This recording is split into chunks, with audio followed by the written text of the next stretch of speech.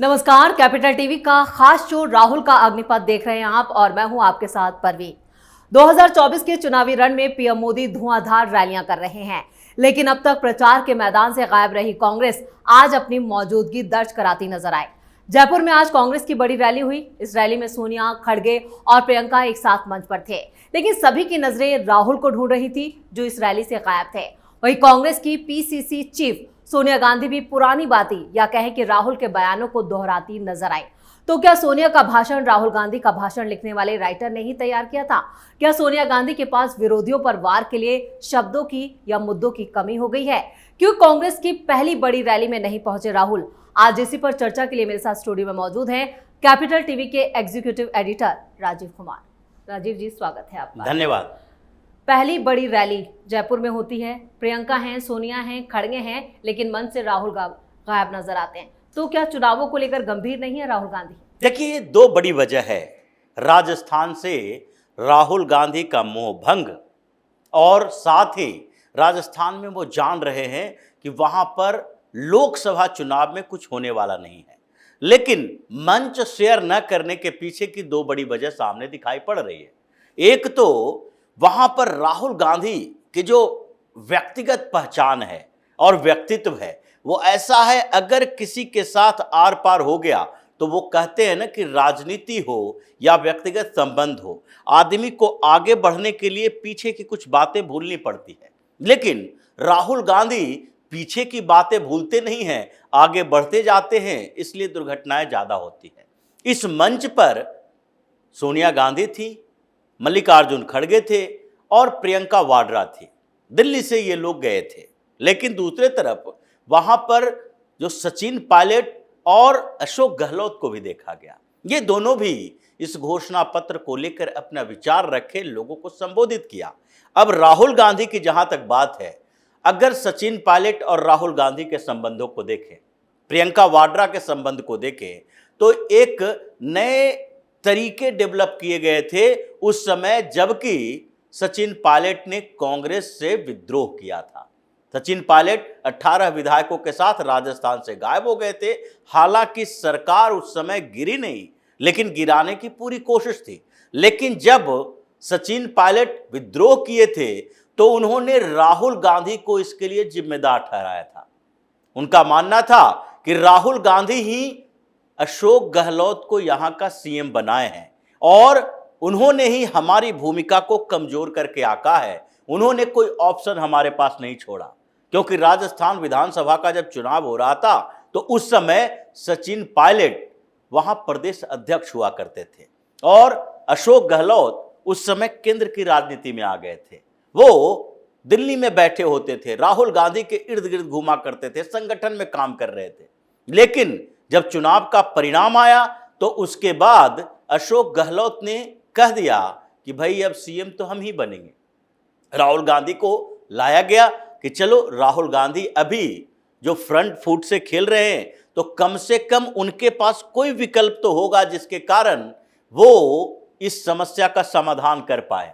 लेकिन राहुल गांधी न राजस्थान में कर पाए और न ही मध्य प्रदेश में कर पाए। दोनों जगह सेम सिचुएशन था। एक यूथ लीडर जिसको आगे बढ़ने का मौका मिलना चाहिए और एक ओल्ड ब्रिगेड का वो व्यक्ति जो केवल चापलूसी के आधार पर कुर्सी पर बैठा रहेगा। राहुल गांधी ने मध्य प्रदेश में भी वही फैसला लिया। दिग्विजय सिंह और कमलनाथ के चक्कर में ज्योतिरादित्य सिंधिया को विद्रोह करने पर मजबूर कर दिया और उसी तरीके से सचिन पायलट के साथ इन लोगों ने गेम किया और जो धीरे धीरे वहां पर बढ़ते बढ़ते सचिन पायलट का विद्रोह करना पड़ा। हालांकि सचिन पायलट ऐसे स्थिति में पहुंच गए कि एक तरफ कुआं दूसरी तरफ खाए। विधायकों का समर्थन नहीं है। अगर हम सरकार गिरा नहीं सकते ज्योतिरादित्य सिंधिया की तरह, तो भारतीय जनता पार्टी भी आपको ऑफर क्यों दे? तो इसलिए लौटकर उन्हें आना था। बीच बचाव के लिए एक बड़े नेता की तलाश थी।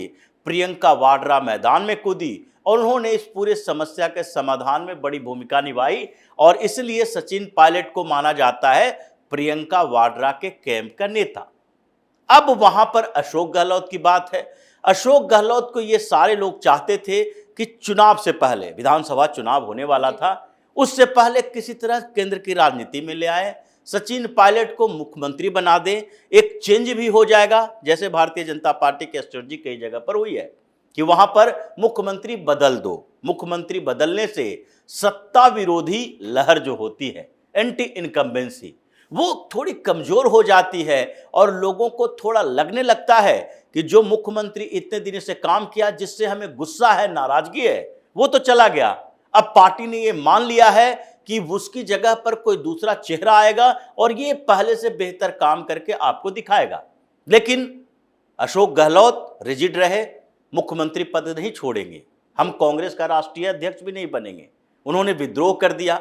अब ये सारी स्थितियां ऐसी हो गई है कि राहुल गांधी को लग रहा है वहां पर सचिन पायलट और अशोक गहलोत दोनों मंच पर होंगे, प्रियंका वाड्रा होगी और सचिन पायलट प्रियंका वाड्रा के बीच के ट्विनिंग को देखते हुए हम वहां पर अनकंफर्टेबल महसूस करेंगे। एक अलग प्लान बना लिया, क्योंकि आपने घोषणा पत्र जारी करवाया, आप भी वहां पर उपस्थित थे, लेकिन उसके बाद एक बड़ी रैली जो जयपुर से शुरुआत जिसकी करनी है जी, वहां पर आपको किसी दूसरे पार्टी, यानी जो आप INDIA गठबंधन की बात करते हैं, उसमें वहां पर कोई सहयोगी विरोधी नहीं है, बल्कि आपको सीधे तरीके से लड़ना है भारतीय जनता पार्टी से। दो पार्टियों के बीच का टकराव है और वहां पर अगर प्रियंका वाड्रा जा रही है, सोनिया गांधी जा रही है, तो राहुल गांधी न जाएं, ये तो होना नहीं चाहिए। रामलीला मैदान में तो पूरा का पूरा कुनबा पहुंच गया था जब आम आदमी पार्टी की रैली थी। ये इंडी अलायंस की रैली नहीं थी, आम आदमी पार्टी की रैली थी। इन लोगों ने थोड़ा सा ये कोशिश की कि झंडे वंडे हटा के, केजरीवाल का पोस्टर हटा के इसको इंडी अलायंस की रैली बताया जाए, लेकिन इंडी अलायंस की रैली वो बन नहीं पाई, विवाद हो गया। अब यही स्थिति जयपुर में हुई जी। जयपुर में सोनिया गांधी को उतारा गया भाषण देने के लिए। अब कांग्रेसियों को शर्म आनी चाहिए इस बात के लिए। सोनिया गांधी ये संगठन देख सकती हैं, इसमें कोई दो राय नहीं है कि सोनिया गांधी के अंदर सांगठनिक क्षमता जो है कांग्रेस के अंदर, उसमें अपने परिवार के, अपने बेटे बेटियों से ज्यादा बेहतर है, काफी अच्छा है। और यही वजह है कि जब कांग्रेस बिल्कुल बिखर रही थी तो उस समय सोनिया गांधी पॉलिटिक्स में आई, राजीव गांधी के गुजरने के बाद, और वो जब आई तो कांग्रेस को एकजुट की, सत्ता तक पहुंचाई, कांग्रेस की सरकार बनी। 2004 में सरकार बनी कांग्रेस की और 9 में भी सरकार बनी कांग्रेस की। तो 2 बार उन्होंने कांग्रेस को जिताया, संगठन को मजबूत किया। लेकिन अगर सोनिया गांधी को कोई कहे कि भीड़ को एकजुट करना या अट्रैक्ट करना या करिश्माई लीडर बनना, ये तो संभव नहीं है। जब सोनिया गांधी बोलती है तो लोग मुस्कुराते हैं, मजाक उड़ाते हैं, क्योंकि अभी तक इनकी भाषा सुधरी नहीं है। ये हिंदी में बोलने की कोशिश करती हैं, लेकिन रोमन में लिखे हुए स्क्रिप्ट में हिंदी बोलती हैं तो उसके बाद कई त्रुटियां होती है। राहुल गांधी भी उन्हीं त्रुटियों के शिकार है जो सीख कर आए हैं। ये भी पता नहीं हिंदी में पढ़ते हैं कि इंग्लिश में इनको लिख के दिया जाता है या रोमन में हिंदी के शब्द लिख के दिए जाते हैं। और सोनिया गांधी को जबरदस्ती ये टूटी फूटी भाषा में पढ़ते हुए दिखाने के लिए आप मंच पर ले आते हो और वो डिलीवर नहीं करती है, और कठिन कठिन शब्द का उपयोग करना उनको मजबूरी में पड़ता है। अंधेरा, उजाला, सूर्य उग रहा है, ये लोकतंत्र की हत्या, संविधान खत्म होने वाला है, संविधान में बदलाव किया जाएगा। अक्सर राहुल गांधी के बयानों में जो शब्द होते हैं वही शब्द उनके भी वहां पर दिखाई दिए, वही सुनाई दिए। बिल्कुल, क्योंकि अब सोनिया गांधी की कोई टीम नहीं है। सोनिया गांधी यदा कदा कहीं भी दिखाई पड़ती हैं तो वो अपने लिए कोई स्क्रिप्ट राइटर नहीं रखे हुए हैं, बल्कि राहुल गांधी से उधार लिया हुआ है। राहुल गांधी कहते हैं आपको साल में 1-2 जगह रैली में जाना है, ठीक है, हम ही भाषण लिख कर दे देंगे। वो तो पूरा संकेत यही मिल रहा था कि सोनिया गांधी राहुल गांधी के भाषण को पढ़ रहे हैं। और उसी तरीके से प्रियंका वाड्रा कोशिश करती हैं अपने आप को कि हम राहुल गांधी से बेहतर दिखें, राहुल गांधी से बेहतर प्रेजेंट करें। और कांग्रेस के अंदर इस बात के लिए है भी कि प्रियंका वाड्रा राहुल गांधी से बेहतर लीडरशिप क्वालिटी वाली नेता है। और इसलिए गुटबाजी भी चलती है। लेकिन कई जगह भी ऐसा हुआ है कि प्रियंका गांधी ने जब भाषण दिया है तो वाहवाही भी हुई है, उनका भाषण काफी बेहतर होता है और रिपीटेशन कम। देखिए, वो राहुल गांधी से बेहतर काम है, राहुल गांधी से बेहतर डिलीवर कर पाती है, लेकिन राहुल गांधी की बहन है, गलतियां तो वो भी करती हैं, झूठ फरेब वो भी बोलती हैं।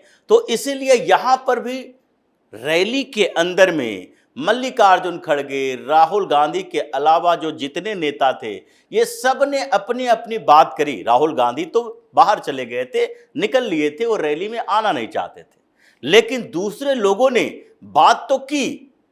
लेकिन अगर देखा जाए बॉडी लैंग्वेज इन लोगों का, तो सबसे पहले अशोक गहलोत को देखना होगा।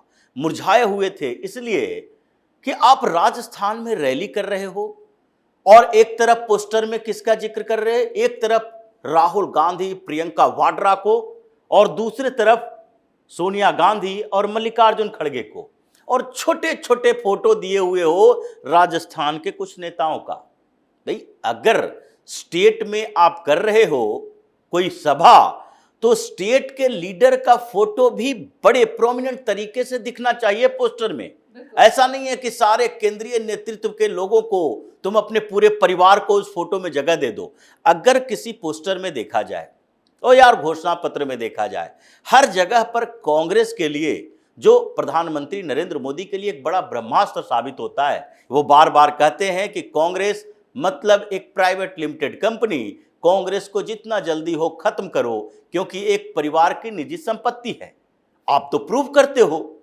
अगर इतना बड़ा पोस्टर जारी किए हो और उसमें एक व्यक्ति जो आपका राष्ट्रीय अध्यक्ष है वो भी कहा जाए, तो एक्सटेंडेड फैमिली है ना नेहरू गांधी परिवार का, वो जो राष्ट्रीय अध्यक्ष बनता है कांग्रेस का, वो कभी नेहरू गांधी परिवार से बाहर का नहीं हो सकता। जो बाहर है उसे एक तरह से गोद लिया गया है, मल्लिकार्जुन खड़गे को गोद लिया गया है। ये लोग अपने परिवार का सदस्य समझते हैं, जैसे कि चुनाव से पहले इन लोगों ने किया था, ड्रामा किया चुनाव का, लेकिन दिग्विजय सिंह, अशोक गहलोत, मल्लिकार्जुन खड़गे, ये लोग ही चाहिए होंगे। शशि थरूर चुनाव लड़ रहे थे तो उनका सपोर्ट गांधी परिवार में से किसी ने किया? सब लोगों ने चुना, मतलब चुनाव इन परिवार के लोगों ने किया और फिर मैदान में उतारकर ड्रामेबाजी की कि कांग्रेस नेता के लिए और कांग्रेस के राष्ट्रीय अध्यक्ष पद के लिए चुनाव हो रहा है। तो ये जो एक्सटेंडेड फैमिली है नेहरू गांधी परिवार की, उन लोगों के अलावा आपने कोई पोस्टर में जगह नहीं दी किसी बड़े नेता को। सचिन पायलट के नाम पर वहां वोट लोगे या राहुल गांधी के नाम पर लोगे? वहां अशोक गहलोत की टीम है या राहुल गांधी की टीम है, प्रियंका वाड्रा की टीम है? क्योंकि वहां पर तो इन लोगों ने अपनी टीम बनाई है।